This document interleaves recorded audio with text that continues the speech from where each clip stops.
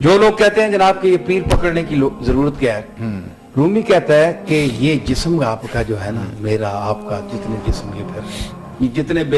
بے پیرے جسم پھر رہے ہیں جی، جن کا کوئی پیر نہیں، جن کا مرشد نہیں، استاد نہیں، پیر نہیں ہے جی، اصطلاح بت بے پیر انہی پر ہے درست،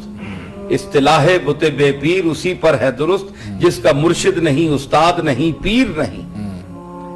بت بے پیر اسی کو کہتے ہیں۔ تو مطلب ہے کہ یہ جتنے پھر رہے ہیں کہ جناب کوئی ضرورت نہیں، وہ کہتا ہے کہ تمہارے اس جسم پر اللہ نے یہ دو پیر رکھے ہوئے جو ہیں،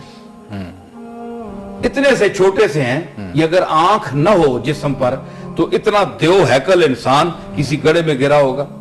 صحیح ہے جی، بالکل۔ تو یہ ہدایت راستہ بتاتا ہے کہ یہ گڑھا ہے، یہ کھڈا ہے، آپ ادھر سے چلیں، دائیں بائیں جائیں، تو قدرت نے آپ ماں کے پیٹ سے ایک مرشد اور رہنما، راہ دکھانے والا وہ دے کر انسان کو بھیجا ہے تاکہ اس کی باڈی ضائع نہ ہو۔ تو اگر باڈی کو ضائع ہونے سے بچانے کے لیے آنکھوں کی ضرورت ہے تو اللہ کے راستے تک پہنچنے کے لیے بھی اس استاد کی، اس مربی کی اور ایسی تربیت گاہوں کی ضرورت ہے جو ان سے تعلق رکھنے والے ہوں اور ادھر پہنچا دیں۔ اور آپ کو میں یہ بتاتا پھروں چلوں کہ استاد اور پیر رومی نے یہ جو کہا نا کہ یہ مرشد ہے، آنکھ جو ہے یہ مرشد ہے،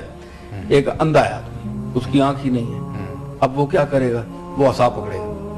بالکل، یعنی یہ نہیں ہے تو ہاتھ میں ضرور پکڑے گا کہ ان کی جگہ یہ کام کرے گا۔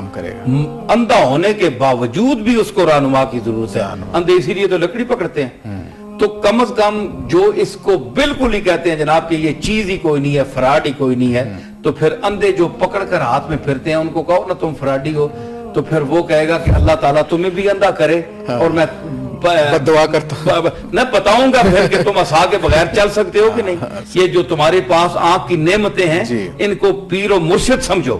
تمہارے جسم کی کو منزل تک صحیح سلامت پہنچاتی ہیں یہ آنکھیں ہیں۔ اسی طرح جو اللہ اور رسول تک کی منزل تک بدعقیدگیوں سے، گستاخیوں سے اور ان تمام جھمیلوں سے بچا کر